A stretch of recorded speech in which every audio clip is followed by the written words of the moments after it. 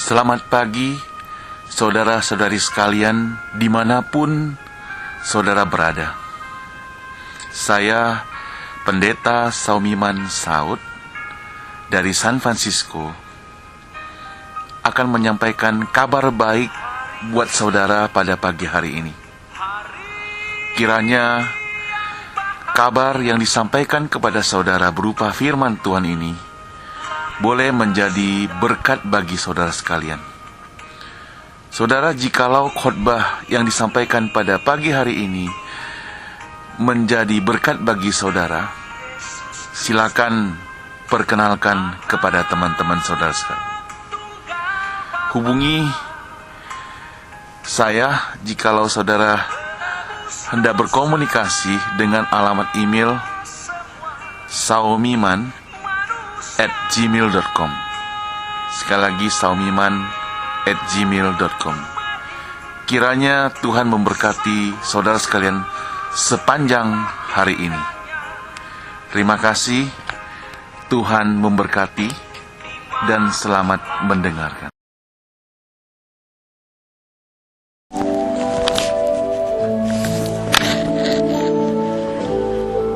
Kasih yang sempurna telah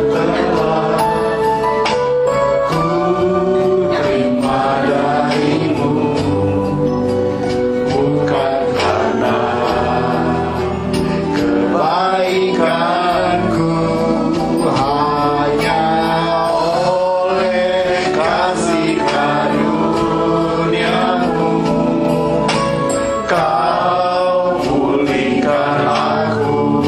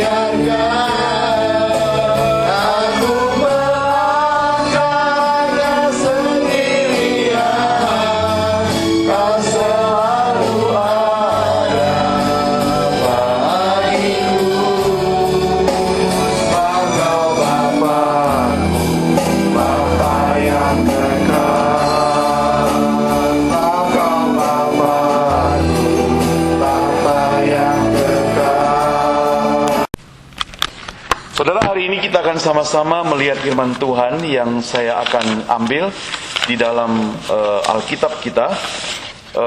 Kita sama-sama melihat satu bagian firman Tuhan di dalam Mazmur 86 ayat 12. Mazmur 86 ayat 12.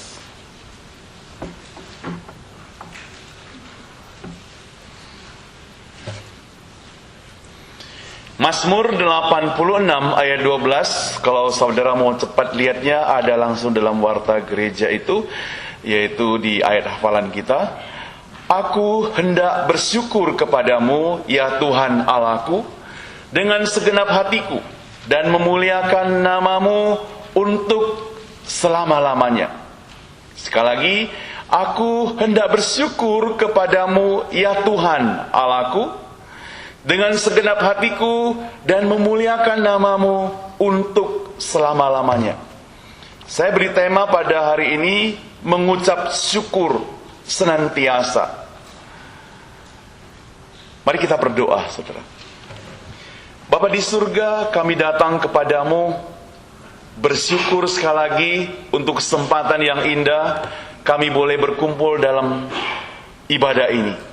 Tolong hambamu di dalam segala keterbatasannya, berikan hikmat kepadanya, supaya kami boleh bersama-sama mendapat berkat melalui firman Tuhan yang disampaikan pada hari ini.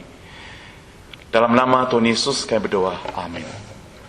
Saudara, ada pepatah yang mengatakan bahwa hidup manusia itu ibarat sebuah roda.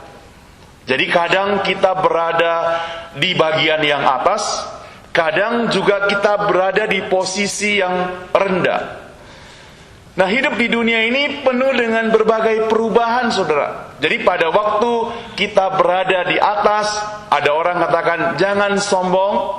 Pada waktu engkau berada di tempat yang rendah, ada orang bilang jangan sampai putus asa, karena ada waktunya. Saudara, ada kalanya hidup kita itu begitu mantap, begitu luar biasa mantapnya, sehingga kita mencapai suatu kesuksesan yang besar. Tapi jangan terus membakalkan di dalam kesuksesan yang besar itu, sebab ada pada suatu masa kemungkinan besar kita akan mengalami kegagalan yang besar. Hidup kita juga ada kalanya merasa begitu senang, sukacita, happy. Tapi jangan tetap happy-happy terus, saudara. Kenapa? Karena ada masalahnya, ada masanya kita mengalami kesulitan, mengalami masalah, mengalami sakit penyakit, mengalami persoalan, mengalami berbagai pergumulan. Itu sebab, saudara, di dalam 1 Tesalonika 5 ayat 18, kalau saudara mau sama-sama bersama dengan saya membukanya, 1 Tesalonika 5 ayat 18, di situ ayat yang terkenal sekali. 1 Tesalonika disampaikan oleh Rasul Paulus, 1 Tesalonika 5 ayat 18. Di situ dikatakan apa, saudara? Dalam segala keadaan, ya, dalam segala keadaan marilah engkau bersukacita. Ayat mulai dari 16 dulu, bersukacitalah senantiasa, tetaplah berdoa, dan ayat 18 dikatakan mengucap syukurlah dalam segala hal. Mengapa? Sebab inilah yang dikehendaki Allah di dalam Kristus Yesus bagi kamu. Jadi saudara, yang dikehendaki Kristus Yesus bagi kamu, yaitu kita sekalian, adalah mengucap syukur senantiasa. Kadang timbul dalam pertanyaan, maksud saya kadang timbul dalam pertanyaan di benak hati saya, mengapa kita sulit mengucap syukur kepada Tuhan? Mengapa justru kita komplain terus kepada Tuhan? Saudara, jawab saja di dalam diri pribadi Anda. Mulai tadi bangun pagi, kira-kira ada berapa kali komplain Anda kepada Tuhan? Syukurlah kalau gak ada, ya. Tapi kalau ada, coba saudara berpikir, mengapa kita komplain? Mari kita lihat suatu komplain yang dilakukan oleh istri Ayub. Kalau saudara baca di dalam Ayub pasal 2, Ya, Ayub pasal 2 ayat 9 sampai 10. Di situ istrinya berkata kepadanya, saya kutip di dalam bahasa terjemahan sehari-hari. Dikatakan, mana bisa engkau masih tetap setia kepada Allah? Ayo kutukilah Allahmu dan matilah. Jawab Ayub, kau bicara seperti orang dungu. Kalau dalam terjemahan bahasa yang baru dikatakan engkau bicara seperti perempuan gila. Masakan kita hanya mau menerima yang baik dari Allah, sedangkan yang tidak baik kita tolak? Saudara, jadi meskipun Ayub menerima kesulitan, menerima suatu penderitaan karena dia sakit, bahkan menerima suatu kemiskinan, bahkan menerima kekurangan segala-galanya, dia tetap bersyukur kepada Tuhan Allah. Oh saudara, hari ini kita akan mempelajari satu topik, tadi saya katakan mengucap syukur senantiasa, dengan sebuah pertanyaan. Mengapa kita mesti mengucap syukur? Mengapa kita mesti mengucap syukur, saudara? Saya ada mencatat 3 hal mengapa kita mesti mengucap syukur. Yang pertama, saudara, karena syukur membawa kehidupan kita itu lebih dinamis.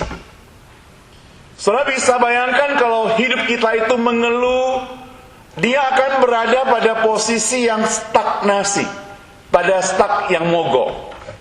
Begitu kita mengeluh, itu sudah mogok, saudara. Tapi begitu kita ucap syukur, dia akan berjalan terus.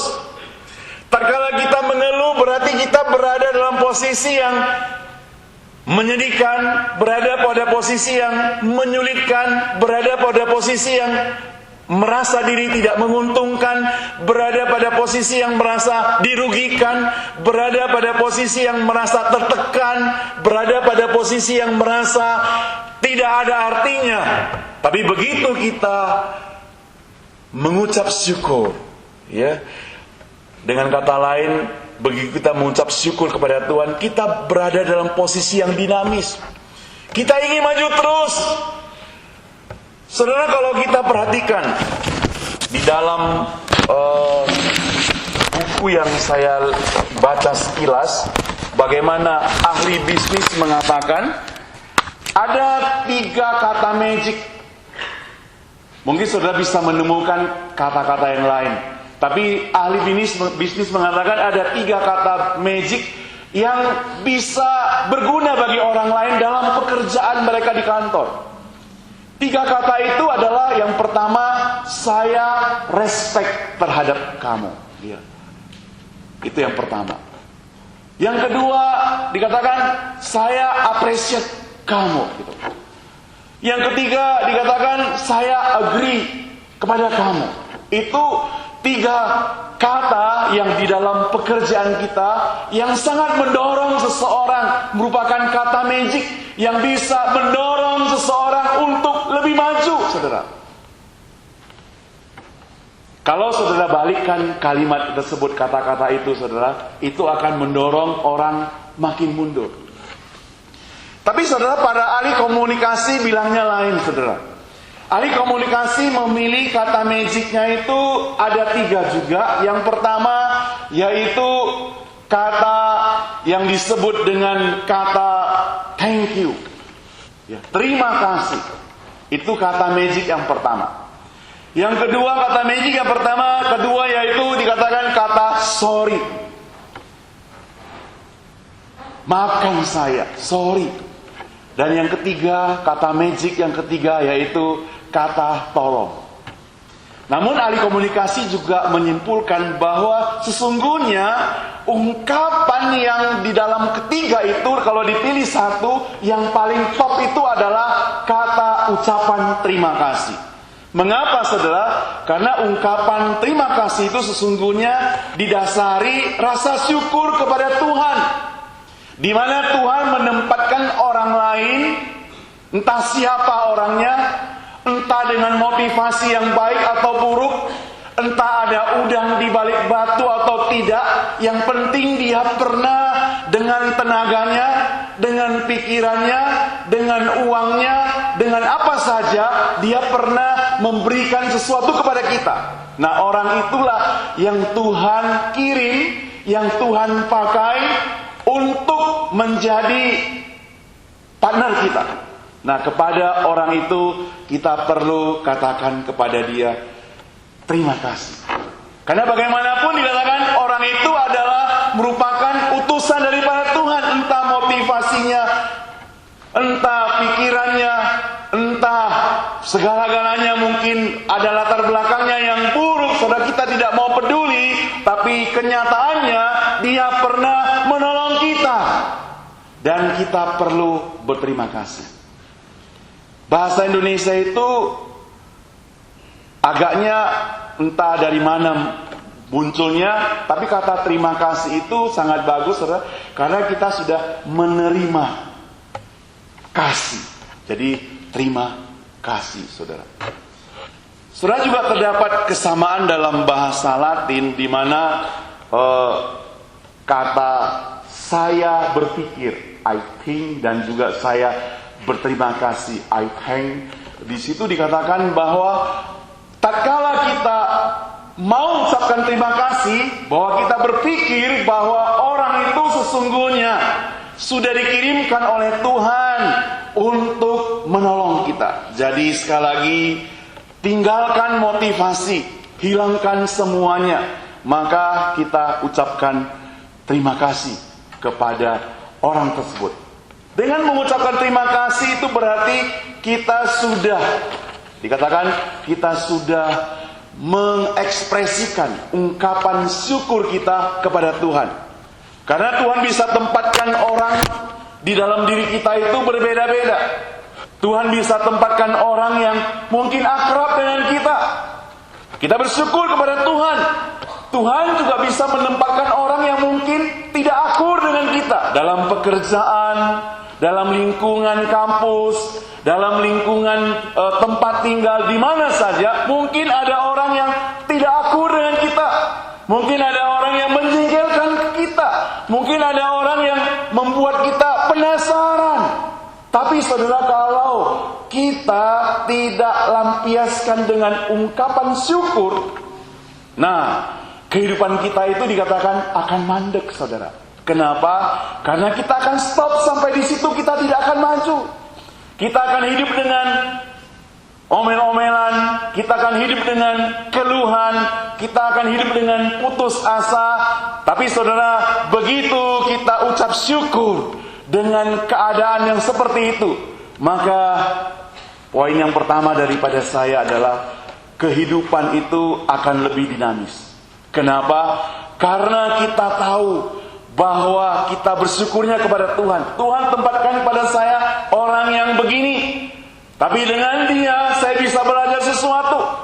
Tuhan tempatkan pada saya orang yang troublemaker, tapi dengan dia saya bisa belajar sesuatu. Dengan dia saya mungkin mengubah diri saya. Dengan dia mungkin saya harus merefleksikan lagi kembali hidup saya. Itu yang pertama, saudara. Bagaimana dan mengapa kita perlu bersyukur kepada Tuhan? Karena syukur membawa kehidupan kita lebih dinamis. Nah, hari ini coba kita evaluasi dalam kehidupan kita. Apakah ada ungkapan syukur yang kita ucapkan kepada Tuhan? Tatkala kita mengetahui bahwa di proyek kita kerja itu ada orang-orang yang menjengkelkan kita. Tatkala kita mengetahui bahwa ada hal yang menyulitkan kehidupan kita. Tatkala kita mengetahui bahwa ada masalah-masalah yang sebentar lagi ada di hadapan kita. Oh, sulit, saudara, mengucap syukur seperti itu. Tapi saudara, sekali lagi, kalau kita tidak mengucap syukur, kita akan berada pada posisi yang mandek, yang macet, yang mogok. Tapi begitu kita bersyukur kepada Tuhan, kita bisa maju terus. Kita bisa maju terus. Saudara, Nabi Habakuk, kalau saudara membuka dalam kitab Habakuk, ya, di situ pasal 3, saudara. Habakuk pasal 3 ayat 17, 18, 19. Apa yang terjadi? Ada masalah yang terjadi dalam kehidupan dia. Di mana kesulitan datang bertubi-tubi, di mana persoalan datang bertubi-tubi, di mana dia menghadapi gelombang-gelombang yang sangat menyulitkan. Tapi ada kalimat yang dia ucapkan, aku tidak mandek. Seakan-akan aku tidak mogok sampai di situ. Aku tetap serahkan kepada Tuhan. Maka dikatakan dia tetap menari-nari. Seakan-akan dia melompat-lompat, tetap bersyukur, tetap memuji kepada Tuhan. Nah, inilah yang saya katakan, karena syukur membawa kehidupan yang lebih dinamis. Saudara, kalau hari ini kita berada pada hidup yang stagnasi, mengeluh terus, protes terus, ataupun berpikir yang tidak yang negatif terus, mari kita ubah. Karena itu berada dalam posisi yang mandek, kita mau maju. Yang kedua, saudara, mengapa kita perlu mengucap syukur? Karena saudara, mengucap syukur itu adalah anugerah. Saudara, mari kita lihat Lukas 17. Lukas 17.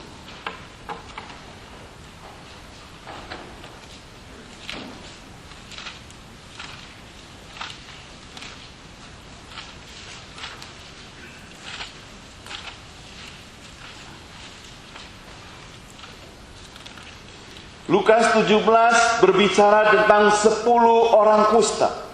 Ayat 11, saudara. Saya akan bacakan untuk kita sekalian. Dalam perjalanannya ke Yerusalem, Yesus menyusur perbatasan Samaria dan Galilea. 17 ayat 12. Ketika ia memasuki suatu desa, datanglah 10 orang kusta menemui dia.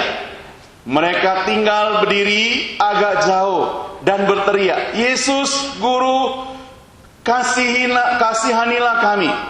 Lalu ia memandang mereka dan berkata, pergilah, perlihatkanlah dirimu kepada imam-imam. Dan sementara mereka di tengah jalan, mereka jadi tahir. Seorang dari mereka ketika melihat bahwa ia telah sembuh, kembali sambil memuliakan Allah dengan suara nyaring. Lalu tersungkur di depan kaki Yesus dan mengucap syukur kepadanya. Orang itu adalah orang Samaria. Lalu Yesus berkata, bukankah ke-10 orang tadi semuanya telah menjadi tahir? Di manakah 9 itu? Tidak adakah di antara mereka yang kembali untuk memuliakan Allah selain daripada orang asing ini? Lalu ia berkata kepada orang asing ini, berdirilah dan pergilah, imanmu telah menyelamatkan engkau. Saudara, karena kita menerima anugerah, maka kita perlu berterima kasih, saudara. Di dalam cerita ini ada 10 orang kusta datang kepada Yesus berkata, kasihanilah kami. Yesus mengatakan pada dia, pergilah, perlihatkanlah dirimu kepada imam-imam. Oh saudara, mereka adalah orang-orang rohani, orang-orang yang taat, saudara. Orang-orang yang taat pada perintah Yesus. Mereka pergi, ke-10 orang itu pergi menghadap imam-imam. Lalu apa yang terjadi, saudara? Kita mencatat di tengah perjalanan, ke-10 orang itu sembuh, tahir penyakit kustanya. Nah, pada waktu mereka sudah tahir, saudara, ada satu orang. Kebetulan orang ini orang Samaria lagi. Orang Samaria itu orang yang nomor 2. Yang kemarin kita sebut orang yang setengah Yahudi, yang juga setengah orang Samaria. Karena perkawinan campur, orang yang dihina, orang yang boleh dikatakan orang yang dinomor 2-kan, orang yang tidak ada artinya. Dia datang kepada Tuhan Yesus berterima kasih. Seakan-akan dia tidak taat. Ya, karena yang 10 itu sudah pergi menghadap imam, tapi yang satu itu nyelonong balik gitu, kembali kepada Yesus dan bilang terima kasih. Tapi lucunya, saudara, pertanyaan Yesus itu lain, saudara. Coba perhatikan. Lalu Yesus berkata, bukankah ke-10 orang tadi semuanya telah menjadi tahir? Di manakah yang 9 orang itu? Dalam kelas sekolah Alkitab, dulu waktu kami sekolah belajar topik ini, salah seorang teman protes. Dia bilang, kenapa Yesus bertanya di mana orang 9 itu? Dia kan suruh dia pergi ke menghadap imam-imam. Kenapa dipertanyakan dia ke-9 orang itu? Sudah tahu perintahnya, mereka taat pada Yesus, pergi menghadap imam. Tapi mengapa Yesus mempertanyakan ke-9 orang itu? Tapi saudara, kita gak bahas itu hari ini. Yang saya mau tekankan di sini adalah Yesus datang kepada orang Yahudi. Orang Yahudi itu berpikir Yesus datang menyembuhkan aku, itu merupakan tugas Yesus. Itu kewajiban Tuhan. Ya kalau Tuhan sembuhkan, biasa, memang tugasnya. Dia diutus ke dunia, menolong orang, mencari orang, dan menyembuhkan orang yang sakit ini. Justru kalau Yesus tidak menyembuhkan, itu yang dipersoalkan. Karena Yesus seperti tidak menjalankan tugasnya. Nah, kepada orang Samaria ini, kalau dia bisa datang kepada Yesus dan mengucap syukur karena dia menghargai bahwa kesembuhan yang dia dapat ini merupakan anugerah daripada Tuhan, bukan hal yang biasa. Walaupun Yesus diutus untuk orang Yahudi, itu tidak persoalkan, tetapi yang penting adalah dia sekarang mengalami kesembuhan ini. Saudara, kalau kita bandingkan dengan kehidupan kita, kadang saudara, yang terjadi adalah pada waktu kita sedang sukses, ucapan syukur itu gak ada, saudara. Kenapa? Karena kita pikir memang harus begitu. Saya punya Allah yang hidup, punya Allah yang berkuasa, dia mesti bikin aku sukses. Kenapa? Karena saya orang Kristen, saya sudah taat pada dia. Pada waktu kita sehat, bisa-bisa lupa mengucap syukur, saudara. Kenapa? Karena Allah yang saya sembah itu Allah yang maha kuasa. Dia mesti memberikan kesehatan pada saya. Dia wajib laksanakan. Justru kalau saya sakit, itu yang dipertanyakan. Justru kalau saya sakit, Allah yang perlu dipertanyakan. Dia masih berkuasa tidak? Dia masih menyayangi saya tidak? Nah, saudara yang saya katakan Tuhan, hal ini yang sering terjadi dalam kehidupan kita pada waktu kita mapan, sukses, bahagia, sukacita, damai, sejahtera, dan segala-galanya. Kita seakan-akan pikir, oh Tuhan yang aku sembah itu adalah Tuhan yang wajib memeliharaku seperti itu. Tapi pada waktu aku mengalami kesulitan, masalah, persoalan, pekerjaannya mandek, keuangan juga mandek, anak-anak tidak taat pada orang tua, suami istri bertengkar, masalah bertumpuk dan semuanya menumpuk dalam kehidupan kita. Pada waktu itu baru kita cari Tuhan kita. Tuhan, mengapa Engkau tidak memperhatikan aku? Saudara yang saya kasih Tuhan, orang Yahudi itu berpikir seperti itu. Karena Tuhan Yesus wajib menyembuhkan dia.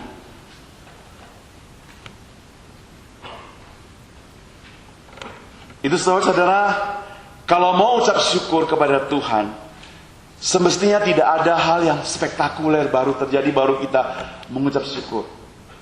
Yang biasa-biasa saja. Hari ini kita bisa bangun pagi, itu ucapan syukur sudah bisa disampaikan. Hari ini kita bisa tiba di tempat ini dengan selamat, itu juga merupakan ucapan syukur yang bisa kita sampaikan, yang wajar-wajar saja. Apakah kita harus menunggu sampai yang tidak wajar terjadi dalam kehidupan kita baru kita mau ucap syukur? Kalau begitu saudara, kita ingin mengatakan bahwa semestinya hidup kita itu tidak perlu lancar lah. Harus ada persoalan yang begitu susah, kemudian kita berjuang mati-matian, kemudian baru kita berhasil. Oh, Tuhan itu baru hidup dalam hidupku. Tapi kalau lancar-lancar saja, usaha lancar, pekerjaan lancar dan sebagainya, Tuhan seakan-akan tidak bekerja dalam hidupku. Sampai-sampai terjadi pemikiran yang demikian, saudara. Saya harap kita tidak berpikir yang demikian.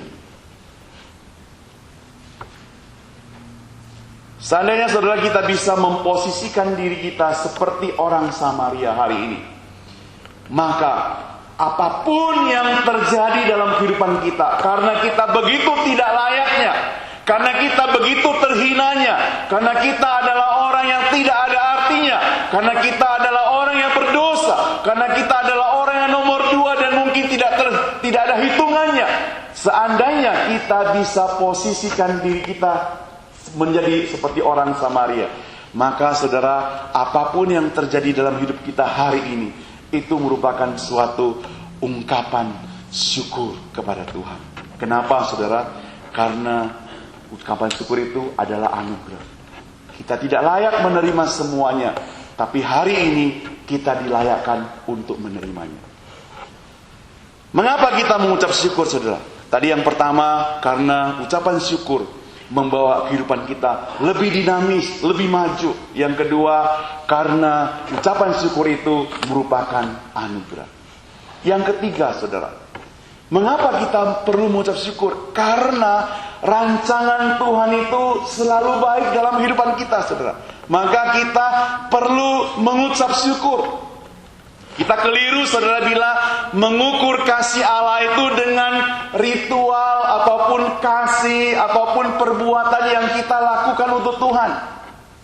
Jangan kita berpikir karena kita sudah rajin ke gereja, banyak memberikan persembahan, rajin membaca Alkitab, kemudian juga suka menolong orang lain, secara otomatis saudara, bahwa hidup kita lancar. Oh, itu pemikiran yang salah. Itu teologi sukses, saudara.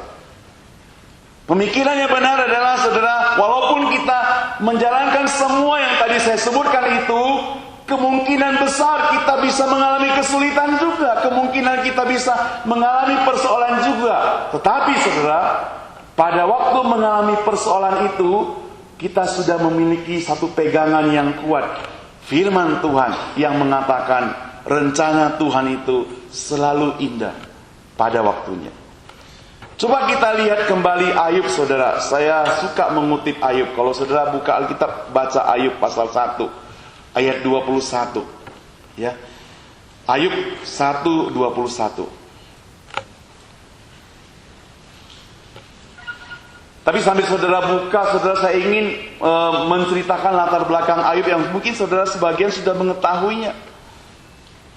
Pernahkah kita membandingkan hidup kita itu sama atau melebihi Ayub? Kita mencatat bahwa ia orang yang saleh, jujur, taat kepada Tuhan, saudara. Setiap pagi dia senantiasa datang kepada Tuhan, mengucap syukur kepada Tuhan. Namun kenyataannya, saudara, kita melihat ada semacam penderitaan, kesulitan, permasalahan yang tetap ada pada orang yang saleh seperti itu. Yang menarik dari Ayub, saudara, tatkala ia berada dalam posisi dan kondisi yang demikian, saudara, ia tidak pernah mempersalahkan Allah.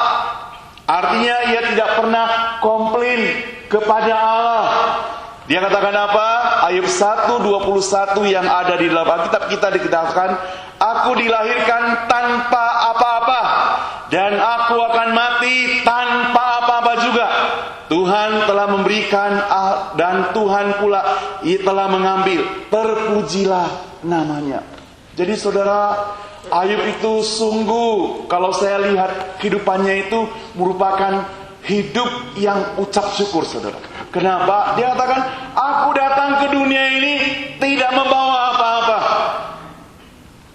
dan aku akan mati juga tidak membawa apa-apa. Tapi Tuhan memberikan, maka Tuhan mengambil. Terpujilah namanya. Hari ini kita lahir ke dunia ini tanpa apa-apa, saudara. Tapi coba kita hitung-hitung harta kekayaan kita hari ini, saudara. Maafkan bagi yang kaya, jangan tersinggung saudara. Berapa besar kekayaan Anda itu? Yang dulu pertama datang tanpa bawa apa-apa. Apakah kita masih mau mengeraskan hati, tidak bersyukur kepada Tuhan, masih katakan, oh Tuhan, kenapa Engkau tidak memberkati aku, kenapa Engkau tidak begini terhadap diriku, kenapa Engkau. Apakah kita masih perlu komplain kepada Tuhan? Saudara, saya untuk belajar seperti Ayub, saudara. Supaya kehidupan ini jangan komplain. Walaupun kadang-kadang ada orang-orang tertentu yang membuat diri kita itu menjadi komplain. Kita bersyukur untuk ada orang yang membuat kita itu komplain, karena ada yang disebut dengan ada orang yang sparring partnernya, saudara, yang menguji kita. Kalau enggak lancar-lancar saja juga tidak bagus, saudara. Jadi saudara juga perlu demikian. Kalau saudara di kantor ingin hidup sabar, cara prakteknya bagaimana? Di dalam kantor itu mesti tersedia orang-orang yang sengaja mau mempersulit kita, baru kita bisa sabar, saudara. Kalau kita mau belajar sabar di kantor itu penuh dengan orang-orang yang juga modelnya rohaninya bagus, kekristennya juga bagus, iman kerohanian juga bagus. Gak bisa kita praktekkan kesabaran di kantor itu, saudara. Kenapa? Karena sama, iman kerohanian sama, levelnya sama. Mereka juga mungkin sabar. Tapi kalau kita mau praktekkan kesabaran, kita harus masuk dalam lingkungan orang-orang yang menyulitkan kita, yang komplain kita, yang maki kita, yang marah kita, yang mungkin mau jegal kita, yang mungkin mau menendang kita, yang mungkin mau memukul kita. Disitulah baru kita bisa mau praktekkan kesabaran itu. Nah saudara, kalau hari ini kita mau minta Tuhan supaya kita bisa mempraktekkan firman Tuhan, kadangkala saya pikir kita perlu ada ujian, ada godaan dalam kehidupan kita, supaya kita bisa mempraktekkan firman Tuhan itu. Kalau tidak, lancar-lancar saja. Saudara mana pernah mengalami pengalaman yang menyulitkan kalau saudara sehat-sehat saja misalnya? Bagaimana bisa merasakan orang yang sakit misalnya kalau saudara sehat-sehat saja? Kalau saudara tidak pernah mengalami kemiskinan, bagaimana bisa menghargai orang yang berada dalam kemiskinan? Kadangkala saudara, beranikah saudara dan saya berdoa, Tuhan, sekali-kali coba jadikan hidupku dalam satu masa jadi orang miskin. Beranikah saudara berdoa demikian? Supaya saya bisa merasakan bagaimana jadi orang miskin itu. Beranikah saudara dan saya berdoa demikian? Pada waktu itu saudara, kita baru bisa tahu bagaimana kita mengucap syukur pada Tuhan. Ternyata yang hari-hari kita lewati hari ini sudah cukup Tuhan perbuat untuk kita, bahkan lebih. Dan mesti kita mengucap syukur kepada Dia. Apalagi yang kurang dalam kehidupan kita. Saudara, hari ini kalau saudara masih mengalami kekurangan dalam kehidupan ini, yang masih mau komplain pada Tuhan, protes ini dan itu, datang pada Dia. Tuhan, berikan saya ujian, berikan saya cobaan, berikan saya tantangan, berikan saya kesulitan, berikan saya sakit penyakit, berikan saya persoalan, supaya saya bisa mengucap syukur kepadamu. Mari kita berdoa.